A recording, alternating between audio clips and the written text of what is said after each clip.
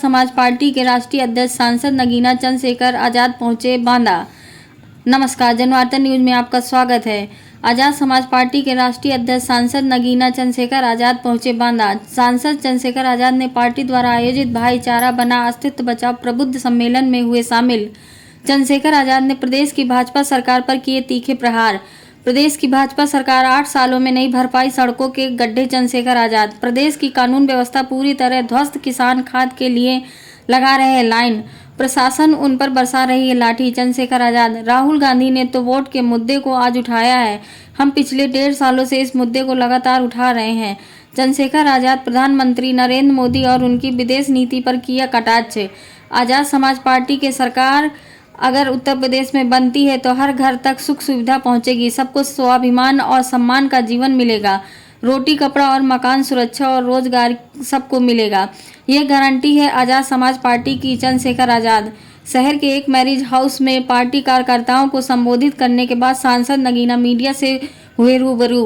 कार्यक्रम के बाद नगीना सांसद आजाद समाज पार्टी के राष्ट्रीय अध्यक्ष चंद्रशेखर आजाद ने सर्किट हाउस पहुंचकर पार्टी कार्यकर्ताओं और नेताओं के साथ की बैठक में चंद्रशेखर आजाद ने 2027 विधानसभा चुनाव में पार्टी की जीत का मंत्र कार्यकर्ताओं को दिया। आइए देखिए पूरी खबर।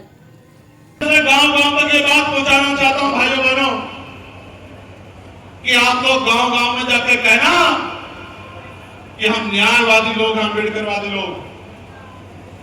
एक बार वो हमारा साथ दें, उनके ऊपर अगर कोई अन्याय की लाठी खड़ी हुई होगी तो उसका मुकाबला करने के लिए हम सब लोग उनके आगे खड़े होंगे। और भाइयों, मैं तो धन्यवाद दूंगा नगीना के लोगों का, तमाम जाति धर्म के लोगों का जिन्होंने मुझे अवसर दिया। आप भी दोनों हाथ उठाकर नगीना के भाइयों का धन्यवाद करो। बोलो धन्यवाद नगीना।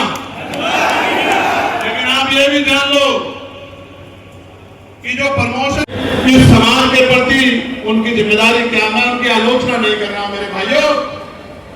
अगर मेरे इस कहने के बाद उनको अपनी सामाजिक जिम्मेदारी का एहसास हो जाए तो मैं विश्वास दिलाकर कहता हूं कि मैं उनका भी बहुत बहुत साधुवाद करूंगा अगर उनको अपनी सामाजिक जिम्मेदारी का एहसास हो जाए। प्यारे भाइयों, आप बहुत पैसे वाले हो सकते हैं, बहुत पढ़े लिखे हो सकते हैं, उद्योगपति हो सकते हैं, उद्योग धंधों वाले हो सकते हैं, आप बहुत बड़ी पोस्ट पे हो सकते हैं, लेकिन जिस समाज से निकल के आए अगर उसका हाथ नहीं पकड़ोगे, उसकी मदद नहीं करोगे, उससे काम नहीं आओगे तो समाज के आप किसी काम के नहीं हो, समाज का आपको कोई लाभ नहीं है मेरे भाइयों बहनों। मेरी बात का इसलिए मैं उनको चेतावनी के तौर पे कह रहा हूं कि आने वाली पीढ़ियां आपका अपमान न करें, आपको अपनी सामाजिक भागीदारी लगी थी, याद है या नहीं याद है?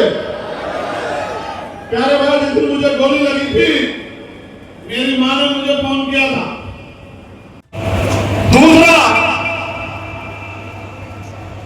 4 मेडिकल कॉलेज थे उत्तर प्रदेश के अंदर, एक कन्नौज में, एक सहारनपुर में। मैं अपनी माओ के आंसू नहीं पूछूंगा, अपनी बहनों को सम्मान नहीं दिलाऊंगा, जब तक अपने भाइयों के घरों तक रोजगार नहीं पहुंचाऊंगा, अपनी माओ के हाथों को मजबूत नहीं करूंगा, उनको सुख सुविधा नहीं पहुंचाऊंगा, उन पे होने वाले अन्याय को जड़ से खत्म नहीं करूंगा, जब तक उनकी लाठी नहीं बनूंगा तब तक मैं चैन से बैठने का काम नहीं करूंगा, लड़ाई लड़ने का काम करूंगा। लड़ाई बहुत लंबी है प्यारे भाइयों। अयोध्या में बड़े पैमाने पे परियोजना, पहला जो बच्चा होता था उसको जल समाधि दी जाती थी, शिक्षा लेने का अधिकार नहीं था, शिक्षा देने का अधिकार नहीं था, महिलाओं को पैर की जूती समझा जाता था, महिलाओं को पढ़ने का अधिकार नहीं था, महिलाओं को आगे बढ़ने का अधिकार नहीं था, और शूद्रों को तो, वंचित वर्ग को तो संपत्ति बनाने का, मकान बनाने का, दिन के उजाले में निकलने का, और क्या मुझसे मत कह दो। लेकिन सत्य है मेरे भाइयों बहनों कि बहुत जगह पे तो तन ढकने का अधिकार का भी टैक्स देना पड़ता था, ये भी आपको शायद जानकारी है। और यही नहीं मेरे भाइयों, संस्कृति का बखान करने वाले जालिम लोग ये नहीं बताते कि गरीब की बेटियों को शादी के बाद सामंतियों के घरों में रात गुजारनी पड़ती थी, ये नहीं बताया जाता कि ऐसी ऐसी कुप्रथाएं थी। आज अगर एक भी कुप्रथा को लागू कराने का काम करता है तो हमारे दिल में आग लग जाती है और हम मुकाबला करने को तैयार हो जाते हैं। ऐसी ऐसी कुप्रथाओं में जकड़े देश को बाबा साहब अम्बेडकर के संविधान ने आजादी दिलाने का काम किया और श्रेय बाबा साहब को जाता है, लेकिन संघर्ष शुरू राष्ट्रपिता ज्योतिबा फुले ने कर दिया था हुए थे। और आज बांदा में हमारा 14वां सम्मेलन, अभी इसके बाद 4 सम्मेलन बाकी। कमजोर वर्गों के रिटायर्ड कर्मचारी, अधिकारी और समाज में प्रतिष्ठित व्यक्तियों को बुलाकर हम लोग आजाद समाज पार्टी के जरिए बहुजन महापुरुषों के रुके हुए आंदोलन को आगे बढ़ाना चाहते हैं। जिससे आंदोलन बने, आंदोलन में शक्ति पैदा और शक्ति से बदलाव हो, ऐसी पॉलिसियां बने जिनसे लोगों के जीवन में खुशहाली आए। और आज ये 14वां सफल सम्मेलन बांदा में हुआ है। मेरा विश्वास है कि बाकी सम्मेलन जब खत्म होंगे तो आजाद समाज पार्टी ग्रामीण क्षेत्रों में अपनी पकड़ को बहुत मजबूत कर चुकी होगी। ये एक तरह की समीक्षा भी है जिसमें बूथ सेक्टर का संगठन कितना तैयार हो गया है और उस संगठन के जरिए किस तरह से भाईचारा पैदा करके इस अस्तित्व बचाने की लड़ाई को मजबूत किया जाना है। आज उत्तर प्रदेश में किसी भी गांव में आप चले जाओ, सड़कों का हाल बुरा है। सरकार 2017 से कहती गड्ढे भरेंगे, 25 आगे 8 साल में गड्ढे नहीं भरेंगे। आप जाओ किसी भी जिले में चले जाओ, घरों के ऊपर से 11,000 की लाइन जारी है। हर महीने सैकड़ों लोगों की जान जिलों में जाती है, सरकार कोई संज्ञान नहीं लेती। आज तमाम तरह से कानून व्यवस्था ठप हो गई है।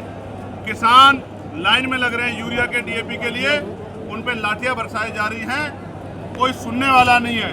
और जिस तरह से आउटसोर्सिंग पे जो कर्मचारी है, आशा आंगनबाड़ी बहनें हो, भोजन माता बहनें हो, पीआरटी होमगार्ड के जवान हो, ग्राम पंचायत सहायक हो, रोजगार सेवक हो, वो वेतन वृद्धि के लिए आंदोलन कर रहे हैं, उनकी सुनवाई कोई नहीं हो रही है।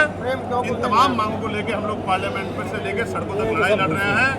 अब उत्तर प्रदेश में भी गांव-गांव जाके हम लोगों को इस आंदोलन से जोड़ना। 13 दिन से लगातार विपक्ष के नेता राहुल गांधी वोट चोरी को लेकर के बिहार में यात्रा कर रहे हैं, इस पर क्या कहना है आपको? नहीं, देखिए, बड़ा मुद्दा है वोट।